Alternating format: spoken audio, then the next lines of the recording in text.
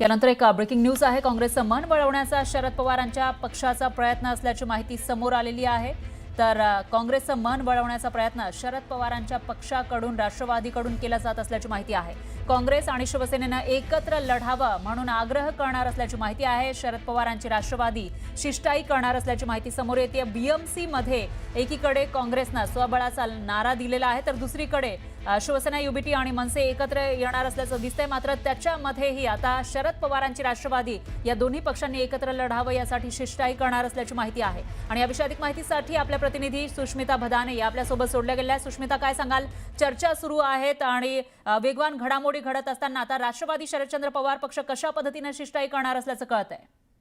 काँग्रेस आणि राष्ट्रवादीने एकत्र यावं याकरता वारंवार प्रयत्न हे विविध स्तरावरती सुरू होते। आज अधिकृतपणे बैठक ही झालेली आहे। जर काँग्रेस महाविकास आघाडीसोबत न लढण्यावर ठाम असेल तर वेगळी युती आपण या निवडणुकीमध्ये पाहू शकतो। आणि या निवडणुकीमध्ये वंचित, काँग्रेस यांच्या युतीच्या चर्चा सुरू असताना आता राष्ट्रवादीचा सुद्धा त्यामध्ये सहभाग होण्याची शक्यता नाकारता येत नाही। प्रस्तावाला सकारात्मक प्रतिसाद दोन्ही बाजूंनी देण्यात आलेला आहे।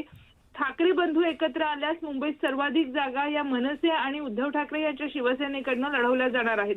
त्यात राष्ट्रवादीला म्हणाव्या तितक्या स्वरूपात जागा मिळणं हे कठीण असल्यामुळे ठाकरे बंधूंची एकीकडे युती होत असताना दुसरीकडे वंचित, काँग्रेस आणि राष्ट्रवादी काँग्रेस हे एकत्रितपणे वेगळी युती घडवून आणण्याच्या तयारीत असल्याचं आपल्याला पाहायला मिळतंय।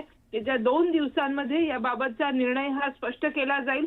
विविध बैठका यापूर्वी होणं अपेक्षित होतं, परंतु उशिराने का होईना राष्ट्रवादी काँग्रेस आणि काँग्रेसमधील संवाद पुन्हा एकदा सुरू झालेला आहे। पुढच्या 2 दिवसांमध्ये बरोबर आहे सुस्मिता, त्याच्यामुळे आता पुढच्या 2 दिवसांमध्ये नेमकं काय ठरतं ते बघावं लागेल। धन्यवाद तुम्ही दिलेल्या या सविस्तर माहितीसाठी।